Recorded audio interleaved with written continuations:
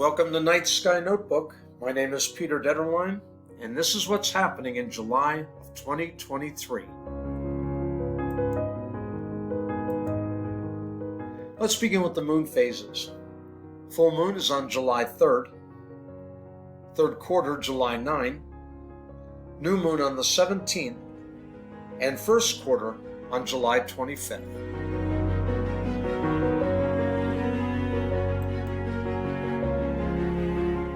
At the end of last month, Mars and Venus were about 3.5 degrees apart, about 3 finger widths. They still are at the beginning of July.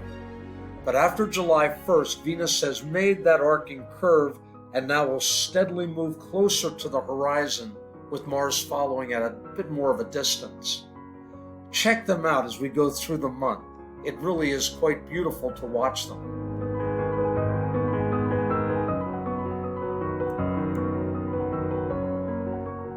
On July 6th this year, the Earth and the Sun are going to be as far away as they can be for the entire year. The Earth's orbit isn't circular, and it actually gets closer in January and farther from the Sun in July. Now, that may not seem to make much sense, but our distance from the Sun really doesn't have anything to do with our seasons. It's the tilt of the Earth on its axis that does that.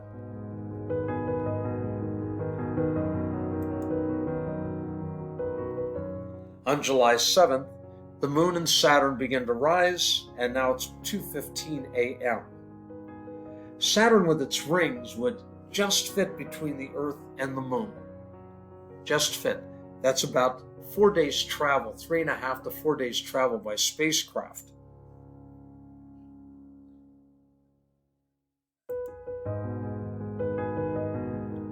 July 11th and 12th, the Moon is going to skip over Jupiter.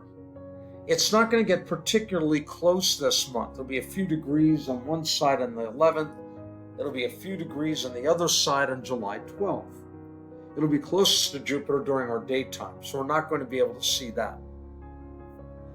Can you notice any difference in the moon phase in just one day? Take a look at it carefully. Binoculars will help with that.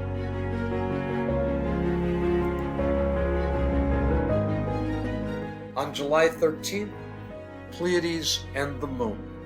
We're looking early morning. The Pleiades are starting to rise, 4:15 a.m., and the crescent moon will be just underneath this most famous star cluster, the Seven Sisters.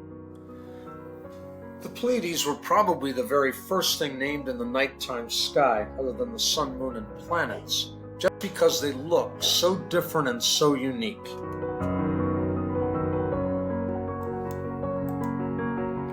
And finally, July meteors. 28th, 29th, the Delta Aquarids are going to be at their best. Evening of the 28th, morning of the 29th. We're not expecting to see a lot of shooting stars, but your moon isn't going to be a problem. And most of these are going to be further toward the south. But get out there, lay out and enjoy that summer night, count some shooting stars, and don't forget to make some wishes.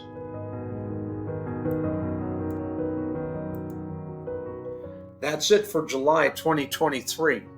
If you want more information, please check my blog, Night Sky Notebook, at blogspot.com. Until next month, keep looking up and enjoy what the heavens have to offer.